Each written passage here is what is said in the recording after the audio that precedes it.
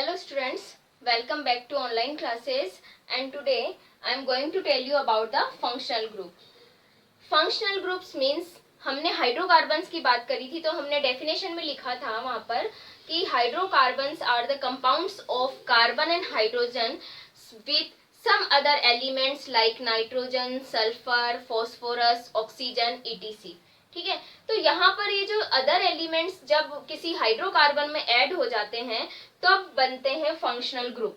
तब क्या बनते हैं? Functional group. जैसे कि हमने बात करी थी फंक्शनल ग्रुप में हमारी 10th क्लास में कि जैसे OH है या अल्कोहल, एल्डिहाइड, कीटोन। तो देखिए यहाँ पर क्या होगा कि अगर हमने यहाँ पे ये मीथेन लिया है, ठीक है, यहाँ पर मैंने क्या लिया है? मीथेन। अगर हम मीथेन का एक हाइड्रोजन हटाकर और उस पर मैंने हेलोजन जोड़ दिया, क्या जोड़ दिया? इसमें मैंने एक हेलोजन जोड़ दिया, ठीक है, तो ये अब क्या हो गया? हाइड्रोकार्बन तो है लेकिन फंक्शनल ग्रुप इसमें ऐड हो गया है क्लोरो। क्या जुड़ गया है? क्लोरीन का क्या बनता है नेम? हम नोमेनक्लेचर पढ़ेंगे तब हम और अच्छे से इसको डिस्कस करेंगे। तो ये Cl जब इस मिथाइल ग्रुप मीथेन में जुड़ जाता है हाइड्रोजन को हटाकर, तो अगर हम इसको ओपन स्ट्रक्चर लिखते हैं तो कैसे होगी? देखिए इस तरीके से, ठीक है। तो ये क्या बना है? CH3Cl। और इसे यहाँ पर जो ये हेट्रो एटम जुड़ गया है कार्बन और हाइड्रोजन के अलावा, it is known as functional group. इसी को ही हम क्या बोलते हैं? Functional group. इसी की तरह देखिए एक और एग्जांपल ले लेते हैं। मान लीजिए मैंने ये क्या लिया यहाँ पर? इथेन। और इथेन का यहाँ से मैं एक हाइड्रोजन रिमूव करके अगर यहाँ पर मैं इस तरीके से OH जोड़ देती हूँ, क्या जोड़ देती हूँ? OH, ठीक है। तो जैसे ही हेट्रो एटम आ जाता है, हेट्रो एटम आते ही इसे हम बोलेंगे अल्कोहल। ये भी एक फंक्शनल ग्रुप है और इस फंक्शनल ग्रुप का नाम है अल्कोहल। इसका नाम है हेलो। इस फंक्शनल ग्रुप का नाम क्या है? हेलो, ठीक है। अब जैसे ही हेट्रो एटम आया और फंक्शनल ग्रुप बनता है तो फंक्शनल ग्रुप का मेन रोल क्या होता है? फंक्शनल ग्रुप क्या होते हैं अगर हम इसको डिफाइन करें तो these are the heteroatom present in the hydrocarbon that decide, जो डिसाइड करता है, that decides the chemical property of the hydrocarbon. वो क्या करता है? हाइड्रोकार्बन की केमिकल प्रॉपर्टीज को क्या करता है? डिसाइड करता है, ये डिक्टेट करता है। तो फंक्शनल ग्रुप को हम किस तरीके से रिप्रेजेंट कर सकते हैं, डिफाइन कर सकते हैं? Functional group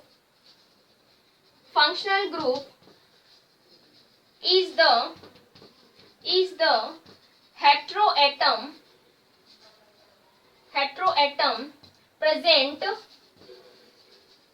present in the hydrocarbon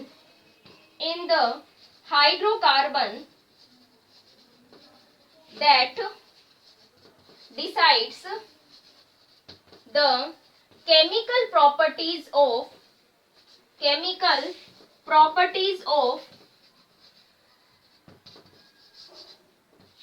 the hydrocarbon और कंपाउंड, ठीक है। किसी भी हाइड्रोकार्बन में अगर कोई हेट्रो एटम आ जाता है तो वो हेट्रो एटम ही उस हाइड्रोकार्बन की केमिकल प्रॉपर्टीज को डिसाइड करता है। तो यहाँ पर अगर हम मीथेन के अंदर अगर एक Cl ग्रुप जुड़ गया तो अब इसकी ये जो कंपाउंड बना है उसकी सारी प्रॉपर्टीज ये ग्रुप डिसाइड करेगा।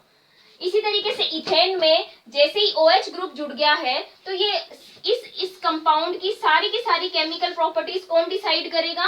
ये OH ग्रुप डिसाइड करेगा, ठीक है। तो इस तरीके से फंक्शनल ग्रुप और भी बहुत सारे होते हैं, जैसे कार्बोक्सिलिक ग्रुप होता है,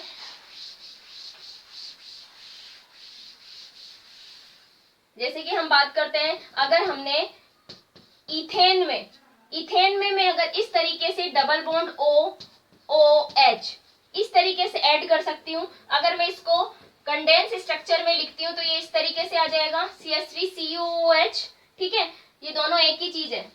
तो इस तरीके से अब यहाँ जो ये ग्रुप ऐड हुआ है इथेन में, ठीक है, इससे बोलेंगे कार्बोक्सिलिक एसिड ग्रुप। इसे हम क्या बोलेंगे? Carboxylic acid group. और ये भी क्या है? फंक्शनल ग्रुप की जैसे ही काम करेगा, ठीक है। और फंक्शनल ग्रुप होते हैं जैसे कि aldehyde, CH3C double bond OH। अगर हम इसको कंडेंस्ड लिखते हैं तो ये हो गया CH3CHO, ठीक है। और यहाँ जो ये CHO ग्रुप है that is called as aldehyde, ठीक है। यहाँ पर इस H की जगह अगर मैं एक और CH3 ऐड कर दूं इस तरीके से, यहाँ H की जगह और क्या कर दिया मैंने, CH3 ऐड कर दिया, तो इसे हम बोलेंगे कीटोन। क्या कहेंगे हम इसे, कीटोन। तो ये कौन सा फंक्शनल ग्रुप है, कीटोन फंक्शनल ग्रुप है, ठीक है।